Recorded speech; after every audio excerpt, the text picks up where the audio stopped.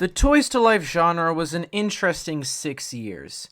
It was basically one of the biggest things at the time and was making billions of dollars. However, nowadays, the only remnant of that is Amiibo, and it's more overpriced and even more useless. But hey, you got a neat figure, I guess. But the Toys to Life genre is basically where you can use the figures to implement them in the game. And honestly, I think it was kind of underrated, and I'm not alone in saying that. Now, obviously, stuff like LEGO Dimensions and Disney Infinity come to mind. Both games are pretty solid and have their bonuses. Disney Infinity has plenty of great content, and LEGO Dimensions feels like a normal LEGO game, but with Sonic the Hedgehog. Can you believe that? However, there is one game that pioneered the Toys to Life genre, that being Skylanders. Skylanders was basically the creator of the Toys to Life genre. It was the whole driving force for it. And for 6 years, we got a brand new Skylander game every single year, made by either Toys for Bob or Vicarious Visions. Nowadays, Skylanders is very obviously dead. We haven't gotten a new game since 2016. The show ended ages ago, and the only thing we've gotten recently Skylanders related at all is some U2's plushes, which are actually pretty cool. So I wanted to go back in time to 2011, back when the franchise had only just started. Let's dive in. So originally, Toys for Bob were brought in to make a new Spyro game. Toys for Bob weren't known for much at the time. I mean, they only really made a couple of somewhat decent licensed games based off movies.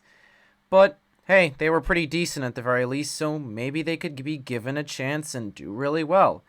So they wanted to make a new Spyro game after they bought Toys for Bob. And it was originally, that was the plan. Since at the time Spyro was doing pretty poorly, I mean the first 3 games on the PlayStation were amazing. But as soon as we got the 4th game, things went downhill. I mean, we got the Legend of Spyro trilogy, which was even worse. And honestly, Spyro wasn't doing too great. So maybe Toys for Bob could bring something to the table. Toys! For the first time in gaming history, they asked Activision for more money and more time after presenting this idea. An entirely different game using Spyro as a marketing tool to get people to buy it. So you'd have to use the toys to play the game. And for what appeared to be no reason, Activision gave them the time and money. So after the concept was fleshed out, the game was set to release in 2011. Something worth mentioning, though, was that originally, Activision wanted this to be a Wii launch title. However, Nintendo decided to decline that offer, meaning they could put it on multiple consoles. So, the game was made with the Wii in mind, but ended up being put on multiple consoles. Meaning, graphically, it wasn't great. But yeah, once it finally released, we were gifted with Spyros Adventure. So the game came out with 32 Skylanders belonging to 8 different elements. So when you got the game, you'd get 3 Skylanders, a portal, and the game itself. The portal was used to put the Skylanders into the game, also known as the Portal of Power. Now, something worth mentioning is the consoles it came out on. I mean, it was made for the Wii, but since they didn't end up making it an exclusive, they could put it on all the consoles at the time. So we got a Wii version, a 3DS version, a PS3 version, and a 360 version. Heck, we even got a Wii U version in Japan. Just Japan. I mean, it's basically the same game, so there isn't really a difference. Though by far the best-selling version of this game is the Wii version. But back to Skylanders, for the most part, all of them were really fun to play as, well-designed, and controlled really well. At base level, they only had 2 attacks that did a small amount of damage.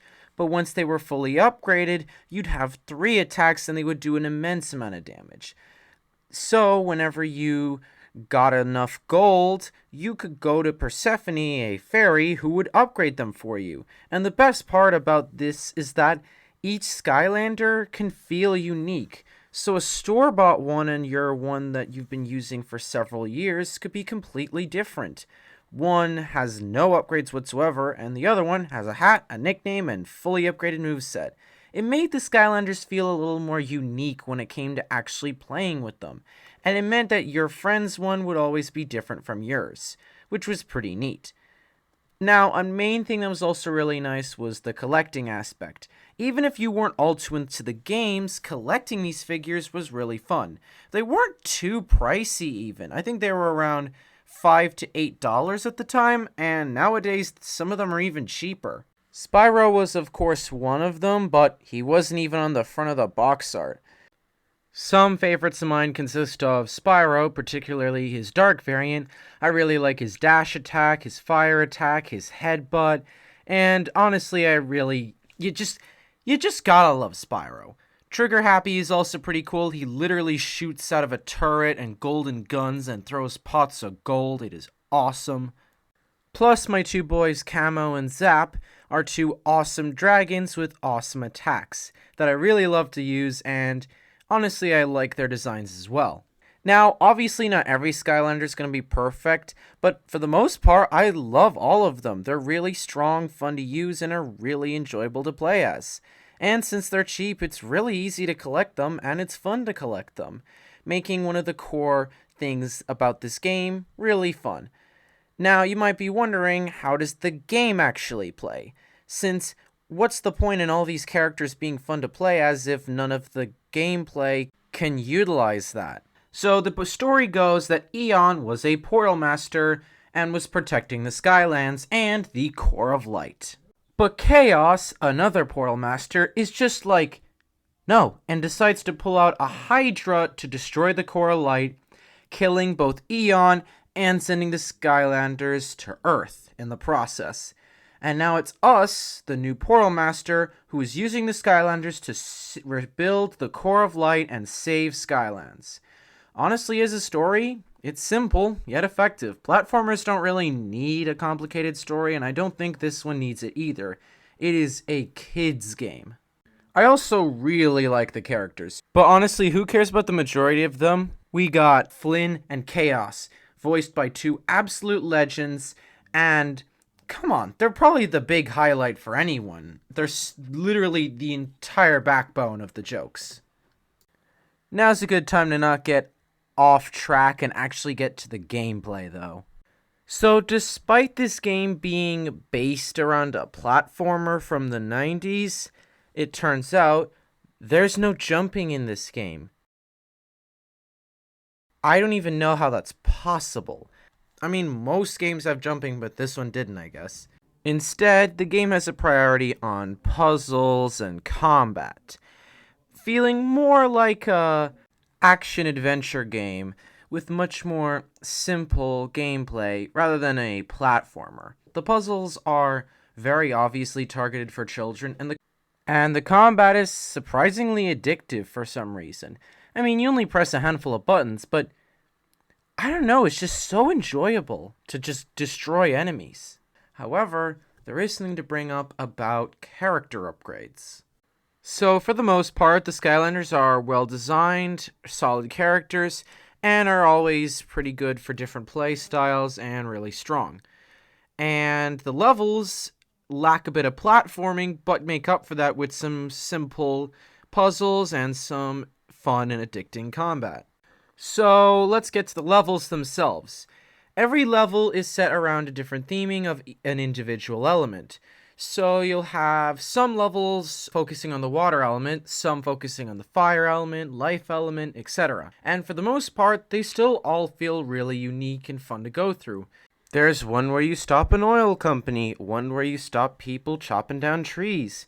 There's one where you're fighting an entire town of Cyclopses.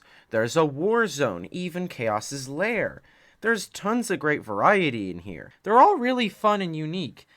Well, okay, maybe that's kind of the one thing, is that not every level feels super unique. A lot of them look really nice and really fun to go through, but since there's always 3 levels surrounding one element, some of them feel kind of copy-pasted. Not in the actual level design, but in the theming of them. I mean, the undead element levels are very near identical.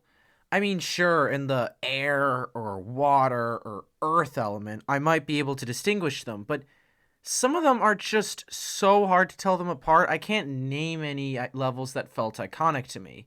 Because even though they were fun and great, none of them stood out to me. It may just be a personal thing, but I have heard other people have this issue. It's not a big one, but unfortunately it's there. But the one thing I really don't like about any Skylander game is the elemental gates.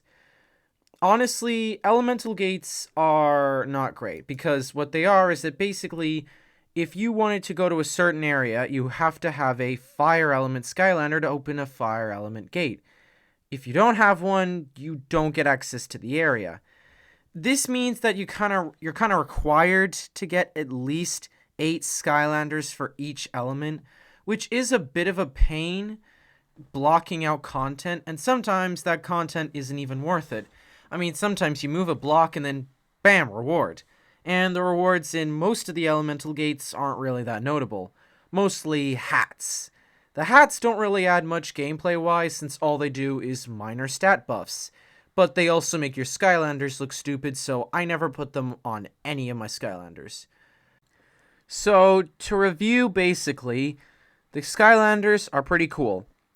The story is simple yet effective, and the characters are likable. The gameplay is fun and addictive, but the graphics aren't great, plus not every feature is gonna be good. Heroic challenges are honestly fine. They're not really too notable since I don't know what they exactly give to you. I think they mostly just give some stat buffs. They're alright honestly, but I think later entries did this a bit better. So, elemental gates aren't great. The game lacks platforming elements and feels a little simple at times. And the theming can be a bit repetitive. But the journey from point A to point B is really fun. The characters are well made, and the combat is addictive, and the puzzles are simple and fun. So, Spyros Adventure is still pretty great, honestly. It is obviously a flawed game, don't get me wrong. I mean, I will always stand by that this is a good game, and I will defend it with my life. But it's not a perfect game by any means. It still has a hint of corporate greed, though that would get worse in the later games, and there were some things they could strive to do better. Graphics, level theming, story, those could all be improved in later entries, but for a start to the series, I think it's pretty great. So, yeah, that's about it for Spyro's Adventure. Though I guess I'll have to make some videos on the other games because, I don't know, like I said, it's very addictive. You kind of just have to keep going. So, thank you so much for watching this video. If you like it, then subscribe, and I will see you next time.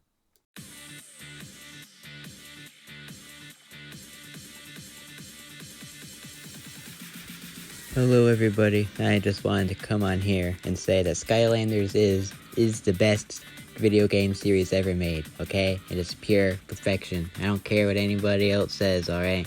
Hey guys, Silver Eruptor here. Now, for most of these heroic challenges, they can be pretty easy. However, Double Trouble's challenge. Double Trouble's challenge. Like, it's so difficult with most characters. Like for Eruptor, for example. I had to use magic items, which I didn't even know you could use in the first place.